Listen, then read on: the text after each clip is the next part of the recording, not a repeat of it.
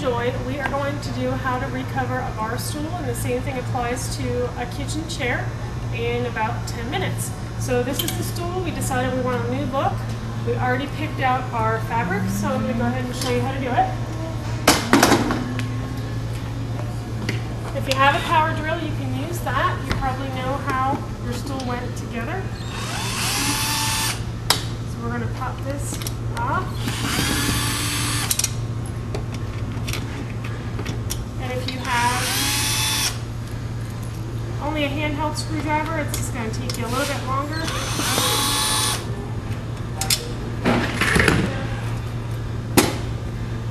Okay, now a lot of different implements you could use. You're going to go ahead and dig out the old staples. This has been recovered quite a few times, so there might be another fabric even hiding underneath this. And that's cool too, if you like to change your decor and your look seasonally. You know, a lot of people like different colors at different times of the year.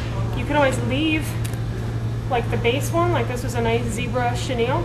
You could always leave the base one on there and then just put something else over the top.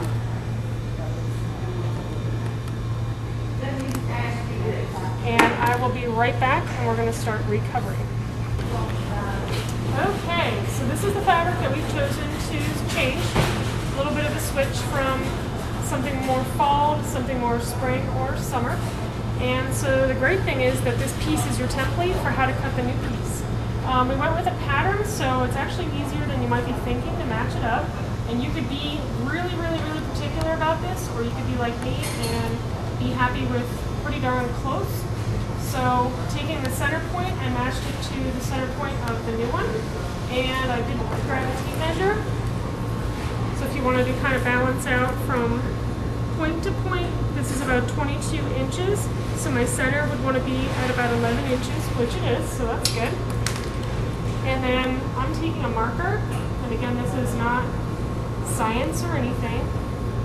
Very easy. Keep it simple, silly. I'm going to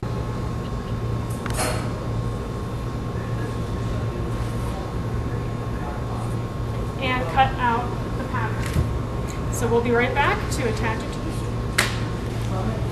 Okay, so we've cut out the pattern, and then all you want to do is take the piece that you had, center it, hold it in place, and flip it over and check to make sure that your pattern is going to be about centered on the piece. Again, if you're really concerned or really particular, you can always measure. I'm not going to do that because I just really want to get it close. Then, flip it back over, grab your staple gun, and sink just a couple staples, and we're going to check again to make sure we're happy with how it looks. I don't need to go over on top of that. Oops, I had it right there.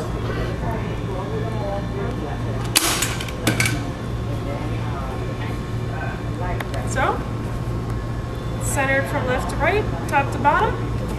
So next thing you're going to do, and I'm not going to sit here and have you watch me do this entire process, is you're going to alternate section to section and basically make a circle with the staples. So coming up next, we're going to admire our finished project. Okay, so we've worked our way around with our staples, and you can put them almost right next to each other. I think I counted last time, I ended up doing about 48 to 52 staples to go all the way around. That's going to be great, especially if you have kids or parties. If it's in a high use area, maybe this is for a restaurant or a bar or something like that, to really keep the fabric snug and in place. So I'm just showing you the last couple. We're going to wind it up here. So you use the fabric, pull it as tight and close as you can, and then use the staple gun to hold it in place as you sink your staple. And you are going to see some puckering along in the fabric there. Work that out with your hands. It's really not that big of a piece, and it's not going to be that difficult. And a couple extra staples overlapping can help you to do that. And we purposefully chosen a poultry weight fabric. So it's especially heavy, but it also does have some give to it. Okay, so we're sinking the last couple staples now.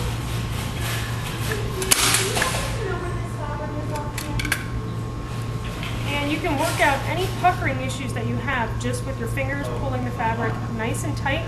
The fabric is such a tight weave, and we purposely chose a heavyweight upholstery fabric, so you're not going to have to worry about that.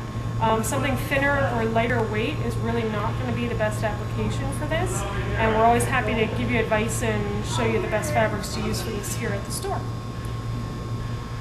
Don't staple your fingers in. Use the stapler to actually guide and hold the fabric in place. It's always good advice, right? That's the last one. My last one. All right. And I already went around and trimmed off the extra fabric here. And ideally what you would do is this black covering piece would go over the top of this now. Now that you've stapled the new fabric, you'd cover with this. We change this out so often here at the store, we're really not worried about that, but that's what this lining piece is designed to do, is to cover over this section. So now we're going to remount it to the stool and take a seat.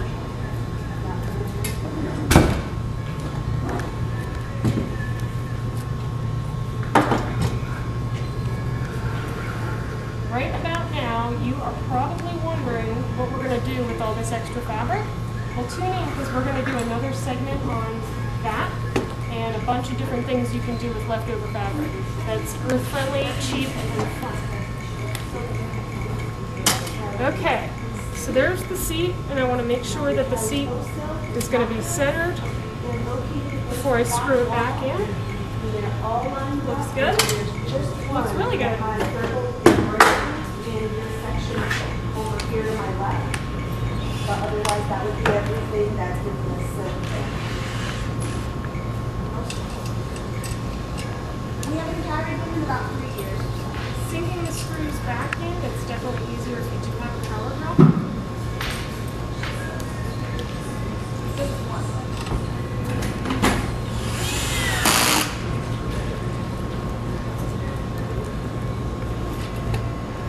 Take your hand on the seat and actually press in to make it easier. That works.